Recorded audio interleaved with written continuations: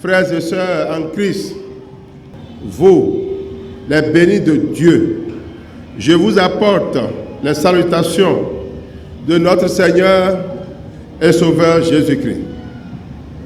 C'est une grâce, oui, une grâce, cette heure que nous vivons, ce moment solennel que nous passons ensemble devant le Seigneur, qui parmi nous avait la certitude d'être ici en ce moment, où certains sont à l'hôpital sous le poids de la maladie, d'autres couchés chez eux à cause du poids de l'âge, d'autres en prison. Certains, à cause de la faim, ne peuvent pas se déplacer. D'autres ont soif et n'ont rien à boire. D'autres encore n'ont pas de quoi se vêtir pour être parmi nous. D'autres immigrent à la recherche de la sécurité, de la paix, du bien-être. Bien-aimés dans le Seigneur, qui sommes-nous pour être ici en ce moment solennel? Notre présence ici, en ce moment précis, n'est qu'une grâce que le Seigneur a renouvelée souverainement à chacun de nous. D'ores et déjà, retenez bien qu'une année de plus pour notre vie, c'est aussi une année de moins pour notre existence terrestre. Nous crions Alléluia, Dieu nous a accordé une année, mais nous devons savoir que ça nous fait un an de moins. Dans ce récit, Jésus indique comment nous devons prendre possession du royaume céleste qui nous a été préparé dès la fondation du monde. Il dit, « J'ai eu faim et vous m'avez donné à manger. J'ai eu soif et vous m'avez donné à boire. J'étais étranger et vous m'avez recueilli. J'étais nu et vous m'avez vêtu. J'étais en prison et vous êtes venus me voir. Vous êtes venus me rendre visite. » L'évangile selon Matthieu contient de nombreux passages concernant le jugement. Ce passage, qui fait l'objet de notre prédication, achève la présentation de la royauté de Jésus.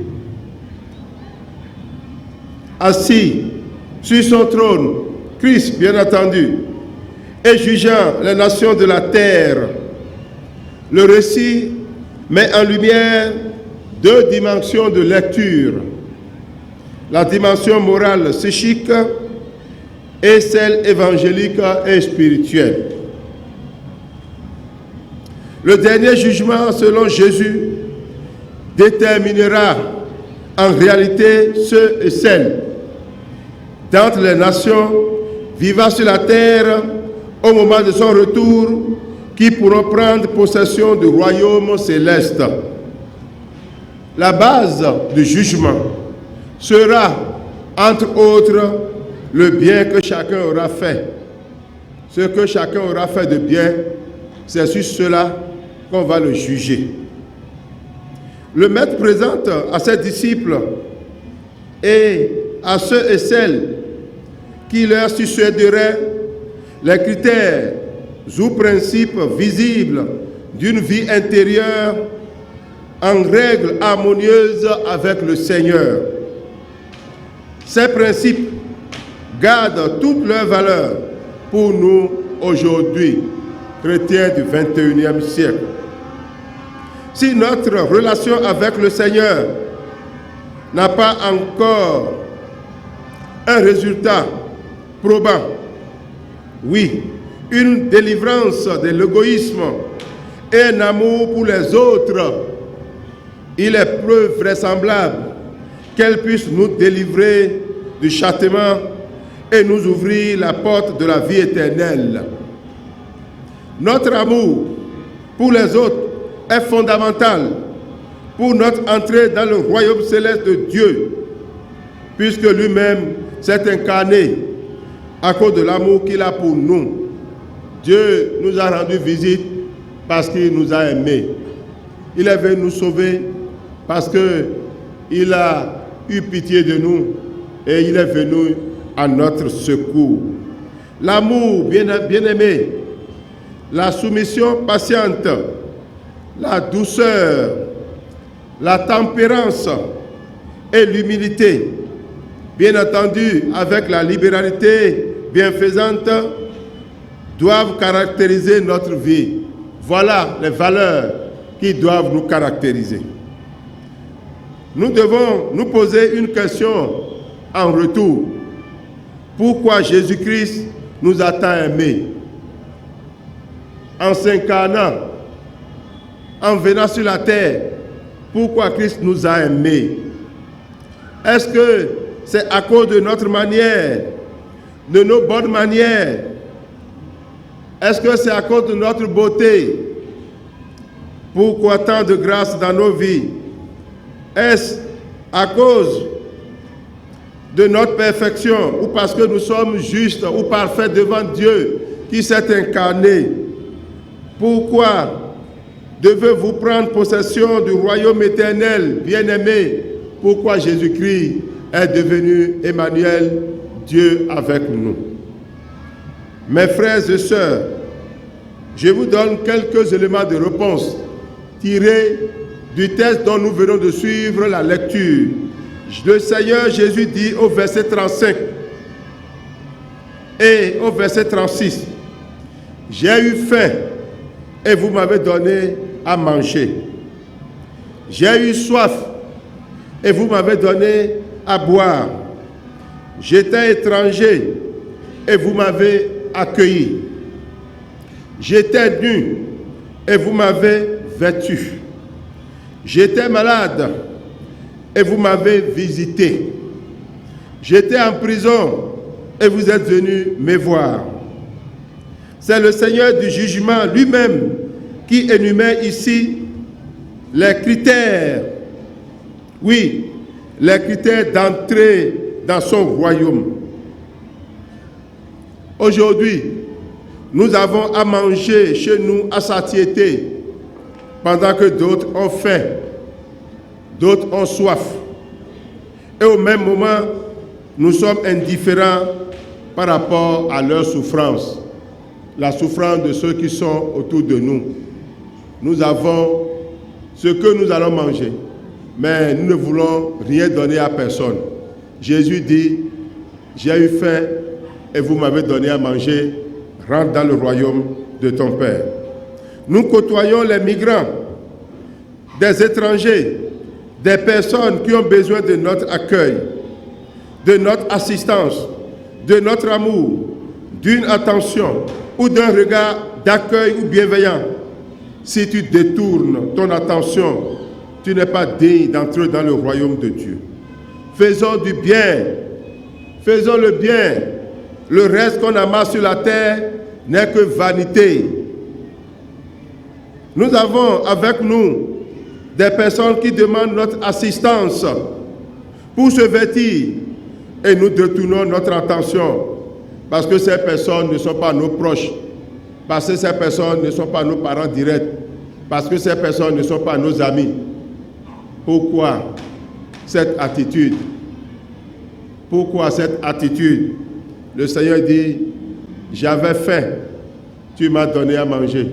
J'étais étranger, tu m'as accueilli. J'étais nu, tu m'as vêtu. J'étais en prison, tu es venu me voir. Voilà les critères du royaume. Voilà tout le bien que nous devons faire.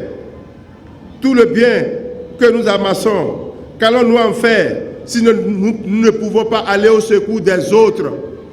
Si nous ne pouvons pas sortir quelque chose pour aider ceux qui sont en difficulté, tout ce que tu ramasses, tu vas faire quoi avec ça? C'est vanité. Ceux qui vivent dans la misère, dans la précarité, ont besoin de notre secours, ont besoin de notre aide, ont besoin de notre libéralité. Faisons du bien. Le reste qu'on amasse n'est que vanité.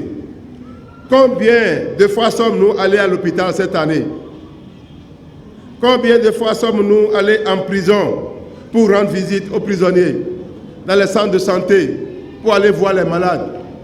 Nous aimons simplement aller voir nos parents, nos amis, nos proches, quand ils sont malades, nos frères quand ils sont en prison. Mais Jésus ne fait pas de démarcation, il ne fait pas de distinction. Nous devons aller vers eux. Et c'est ça qui conditionne notre entrée dans le royaume des cieux. J'étais malade, tu es venu à mon secours. J'avais faim, tu m'as donné à manger.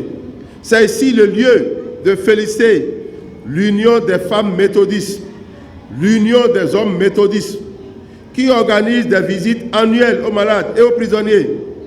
Chers frères et sœurs, vous assumez ainsi un devoir évangélique missionnaire, un devoir chrétien que le Seigneur lui-même a recommandé dans cette parabole. Vous obéissez ainsi à l'ordre du Seigneur du jugement. Vous garantissez ainsi votre place dans le royaume céleste de Dieu, car le Seigneur pourra vous dire, j'étais en prison, tu es allé me voir. J'étais malade, tu es venu à mon secours. L'assistance aux malades, aux prisonniers, est à la fois un devoir et une valeur évangélique missionnaire qui prépare au royaume céleste. Nous avons donc l'obligation d'assister les faibles, les marginalisés, les vulnérables, les démunis, les pauvres, ceux qui n'ont rien mangé. On doit partager notre repas avec eux. Les méprisés sont devant nos portes, devant nos maisons, dans nos rues. Nous devons leur apporter notre assistance, notre secours. Nous devons être attentifs aux besoins de tous, car le Seigneur du jugement, le Seigneur Jésus, ne fait pas de distinction. Et le roi répondra, j'étais malade et vous m'avez visité. J'étais en prison et vous êtes venus me voir. Je vous le dis en vérité, toutes les fois que vous avez fait ces choses à l'un de ces plus petits de mes frères, c'est à moi que vous les avez faites. Faisons du bien, le reste n'est que vanité. Dans les pays du monde entier, en Afrique, où sévissent la famille, la fragilité humaine, la précarité des besoins, nous devons être la lumière évangélique qui éclaire et oriente vers le royaume terrestre de l'assistance. Car l'assistance ou la miséricorde est un critère fondamental du jugement dernier qui nous permettra de rester souverainement à la droite de Dieu. Nous voyons et entendons par-ci, par-là, des actes de solidarité à l'égard des orphelins. Chaque année, la région synodale de Cotonou à Kpakpa organise des kits scolaires pour les démunis, pour les orphelins. Il faut contribuer à cela. Il faut apporter même 1 franc. C'est ça que le Seigneur dit. C'est sur ça qu'il va nous juger. L'autre, on doit avoir un regard attentif vis-à-vis de l'autre. Nous devons donc apporter notre aide, notre entraide, notre solidarité, ces actes qui témoignent de la bonne santé de notre foi évangélique, conformément au Seigneur, conformément aux prescriptions du Seigneur, conformément aux prescriptions du roi du jugement. Faisons du bien. Le reste que nous amassons n'est que vanité. Ce royaume, le Père l'a conçu et préparé depuis la fondation du monde pour ceux et celles qui font du bien. Faisons du bien, le reste n'est que vanité. Dans la grandeur de sa sagesse et de sa toute-puissance, le Fils l'a acquis pour eux. Il a acquis ce royaume pour nous. L'Esprit Saint, en préparant les âmes des rachetés pour ce royaume, prépare en fait le ciel pour elles. Il est, en tout point, adapté à la nouvelle nature de ceux qui sont sanctifiés par la parole de Dieu. Nous n'avons pas acquis notre héritage spirituel. C'est Dieu qui nous fait héritiers du royaume. C'est Dieu qui nous fait héritiers du ciel. Nous ne devons pas supposer que les actes de générosité, de bienfaisance que nous pourrions accomplir ici-bas puissent donner droit au bonheur éternel. les bonnes œuvres opérées pour Dieu par le biais de Jésus-Christ sont mentionnées dans ce texte comme étant le fruit spirituel et missionnaire des croyants engagés pour la mission, engagés pour faire le bien. Bien-aimés dans le Seigneur, ce fruit est le résultat donc de la grâce conférée à ceux qui ont fait du bien. Oui, ont choisi de faire du bien, le bien comme une œuvre qui nous met sur le chemin de la vie éternelle. J'ai eu faim et vous m'avez donné à manger. J'ai eu soif, vous m'avez donné à boire. J'étais étranger, vous m'avez accueilli. J'étais nu et vous m'avez vêtu. J'étais malade, vous m'avez visité. J'étais en prison, vous êtes venus me voir. Nos diverses contributions, tout ce que chacun de nous apporte pour l'œuvre de Dieu ici, pour l'œuvre de Dieu dans le secteur, pour l'œuvre de Dieu dans la région, pour l'œuvre de Dieu au niveau national, toutes ces contributions constituent le bien que le Seigneur nous demande de faire. Nous devons consentir davantage ces biens pour l'avancement de l'œuvre de Dieu, pour le développement de notre Église. C'est une œuvre de bienfaisance que le Seigneur a voulu. Ce sont des actes de libéralité, des biens que nous devons faire à tout prix. Bien-aimés dans le Seigneur, peuple de Dieu ici rassemblé, chers amis, auditrices et auditeurs, Dieu met devant nous le bien et le mal. Choisissons de faire le bien, le chemin des bonnes œuvres qui conduit au royaume de Dieu. Au nom du Père et du Fils et du Saint-Esprit. Amen.